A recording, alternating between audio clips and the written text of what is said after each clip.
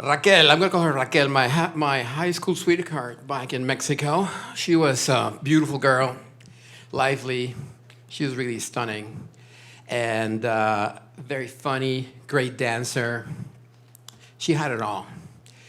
But the best part at that time was she was very passionate. We were teenagers, just starting high school.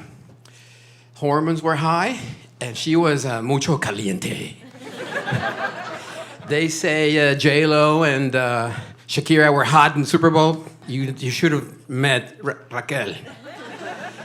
But Raquel lived in a very small apartment in Mexico City, and she was the youngest of four, and she was much younger than her next sibling.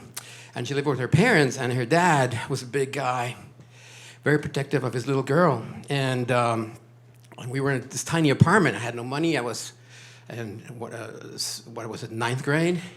So I would go to our apartment. And I was a little mucho caliente, too. And so a lot of things happened in that tiny apartment. And her dad didn't like that, particularly the day in which I was sitting down in the living room. She was sitting next to me. I said, "Oh, here's your book." I put it here. And she went like, "Oh, yeah, I want to get your book." And she went directly on top of me, starts kissing me.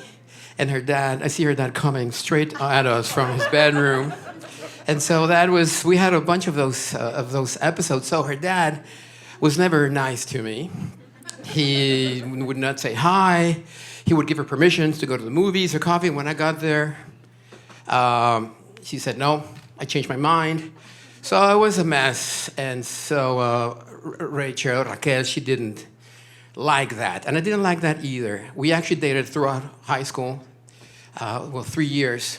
And every time we had an anniversary, I was like, this is too much for me. Maybe I'll break up. So we would break up. 2 weeks later, we'll come back again. And so that was our story, and it was amazing. But I always said, I'm a nice guy. I don't know why this guy doesn't like me. That's her dad. Anyway, finally, we were about to graduate from going to college, and we split because she couldn't come to my graduation. She couldn't come to all my parties. I've had it with your dad. He doesn't like me. He just can't stand me, and this can't go on. And so we split. But we still had so many friends in common. We kept in touch, knowing who was doing what, and so we joined college, first semester, and she met a guy who she liked, and it turns out that it was Valentine's Day, 32 years ago. No, 32 years ago. 32 years ago. And so this guy said to her, "Hey, Raquel, my dad has this nice property out in the suburbs. Actually, they had to drive around 2 hours in a town called Querétaro. We should go and hang out, And she said, "Yes, I'm going to do it," because I could never do it with Eduardo. And so she said to her dad, "I'm going to go study for a test with a good friend of mine, with my friend Monica, and I'll be back later." And she took off. And 9 o'clock came, 10, 11, 12. And 4 o'clock in the morning, her dad gets a call from State Trooper. And he said, "We think we have your Raquel with us. Please come identify the body."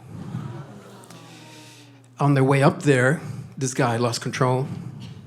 He was speeding, crashed against a tree. They didn't have seatbelts. Both were expelled. Both died immediately. So I got the call from her sister, we were like super, super close, and it was a terrible call. And anyway, terrible news. But then the viewing is within a few days.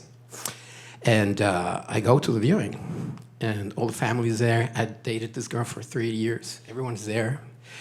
The dad that never liked me was there. And I had to walk off in front of everyone to go say my condolences. And when he saw me, he stood up. He ran to me. He gave me the biggest, warmest hug. He started crying. And he started saying, "My Eduardo, my son, my dear son, where have you been? we have missed you tremendously. And he kissed me and he said, I love you. So since that day, I've decided to tell people who I love that I love them. I decided to live my life like could be my last day. Really, I know it's trivial, but I'm here to tell you that don't wait until something like what happened to Raquel happened to tell someone you love them. Thank you.